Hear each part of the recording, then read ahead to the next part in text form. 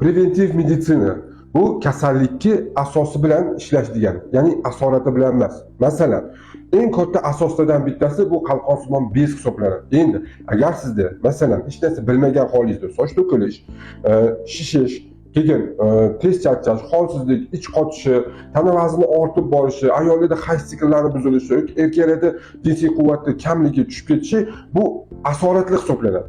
Asosiy davolamagunizcha asoratlar bilan ishlab bo'lmaydi. Muammo bo'ladigan bo'lsa, qalqonsimon bezda tekshiruv uzi qilinadi va qon tahlili topshiriladi. Endi asos bilan masalan qalqonsimon bezda tugun bo'ladimi, kista bo'ladimi, o'zidagi o'zgarishlar bo'ladimi? Juda ko'pchiliklar hamma endi nima bilan davolaydi? Gormonlar bilan.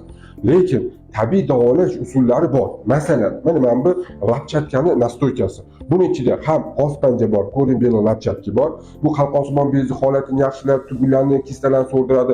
Artesifon bor. Bu organizmdagi ortiqcha shishlarni ketkazadi, suvlarni chiqarib tashlaydi. Va pion bor. Bu organizmda tinchlantirib, bir-birini kuchaytirib beradi. Bor yo'g'i olasiz. Bir choy qoshiqni bir stakanga aralashtirib, ertalab, kechqurun och qoringa ichadigan bo'lsangiz, holatingiz yaxshilanadi, asosingiz yaxshilanadi va juda ham ko'p dardlardan qutulasiz. Sog' bo'ling, salomat bo'ling. Siz bilan doktor Kamilov, barcha rahmat.